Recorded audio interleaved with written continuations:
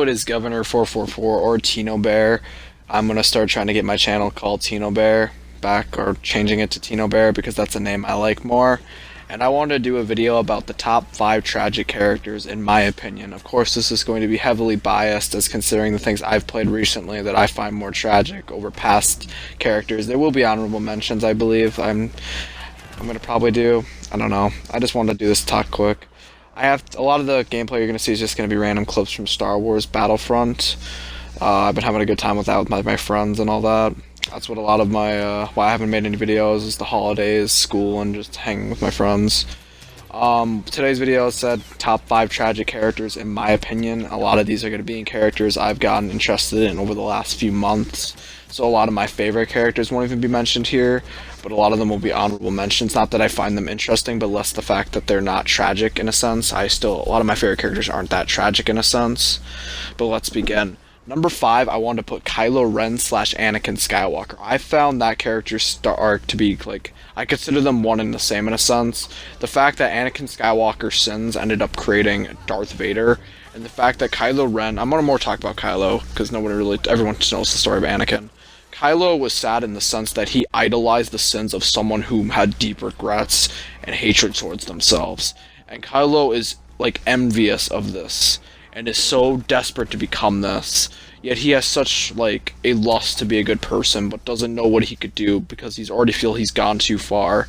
And the dark side is like an addiction to him, I believe, because that's how I believe the dark side was described, is that he just, it's like a thrilling him to his death, basically. He's having fun with all the violence and craziness. Not really fun with it, but he enjoys it, the fact he's not willing to give it up. And I don't know. I don't know if this is where J.J. Abrams is going with them, just how I kind of interpreted him. And that's how a lot of these are going to be how I interpret the characters, not what I believe the characters are, because I like to have my own interpretations of what they're trying to say.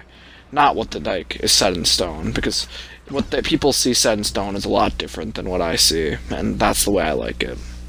My number 4th tragic character is going to be Hamlet from the play Tragedy of Hamlet, the Prince of Denmark. Obviously, this is another extremely overanalyzed character, but I recently watched the 1990 Mel Gibson version of Hamlet, and I loved it. Hamlet is such an interesting character. I just find it so interesting that a character like Hamlet, that is just tragic and weird and odd, was made so long ago. I really enjoy the play. I love the last line that Horatio says about Hamlet, and I love his infamous "to be or not to be" speech. It really defines his character, those last few speeches, and it really talks about the deep and tragic procrastination of the character. Really, I believe one philosopher quoted about the play. The play isn't about Hamlet's actions, it's the tragedy of a man's procrastination to do such. And that's ultimately what gets him killed because of his lack of acting until the very last second. I loved it. I know the 1994 version is better and I intend to watch it.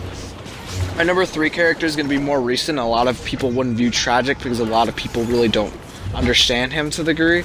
I'm going to do Sans from Undertale. Undertale's a very well-made game that I got to play this year, and it was a really happy game. I played Neutral Run, took a break for a few months, and did the Pacifist run very recently. I am at Undying the Undying right now in my run, and it's very good. I just obviously have had the Sans thing spoiled for me because it's kind of hard not to know about that fight, and that's how I actually got the game, was watching my friend fight Sans before I knew the context of such. And that's why I put him as my number 3, because he's a character who's completely aware of what's happening to him, and he's helpless and depressed throughout the whole game. His subtle passive aggressiveness is really interesting to see, considering he is such a low-key and kind character depending on what you make of the game. It's really interesting seeing this different side of a once just simple pun-filled character, but really he turns out to be the most tragic and complicated character in Undertale. It's very interesting, and I'm glad that the Genocide run exists just for the ultra contrast of the Pacifist run. I think it's best to know that game to not know what that is. Number 2, since we're running out of time, I have to be a little quicker though, is Venom Snake from Metal Gear Solid 5. I think the tragedy of Venom Snake is the tragedy of one's knowledge of himself. It's tragic to understand that how Venom is, in a sense, that he really doesn't understand who he is, but he believes he's Big Boss. And it's just sad seeing this, considering Venom, I believe, is more of an interesting and compelling character overall than Big Boss. And I loved his story arc, and I loved everything about the Mission 46, or Truth, the man who sold the world. It was such an interesting way to explore the depth of this character, and it fooled me. And it talks about how Big Boss, and I guess kind of Major Zero, I don't like Major Zero, I think he's the shittiest part of the story, how they ended up tricking the world of Big Boss's lie and his legacy. But after Venom Snake, we have to go to the most tragic character in all of gaming, in my opinion, and in general, James Sunderland from Silent Hill 2. Silent Hill 2 is infamous for the tragedy in that game, and James Sunderland fits the bill perfectly. He's one of my favorite characters in gaming. I have a replica jacket of him that I've worn for a long time, and I have to admit that game is so great I should be giving it its own video, so I probably won't be discussing it much longer here. And I have to admit, I should do a video on every one of the games, movies I mentioned here, and I probably will in the upcoming future.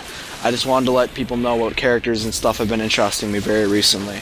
I've also been very interested in Final Fantasy 7 and 8 recently, and also Hotline Miami, and, what's it called? I'm jinxing. Donnie Darko. I have to do a video on Donnie Darko. I hope you all enjoyed this video. Thank you for watching.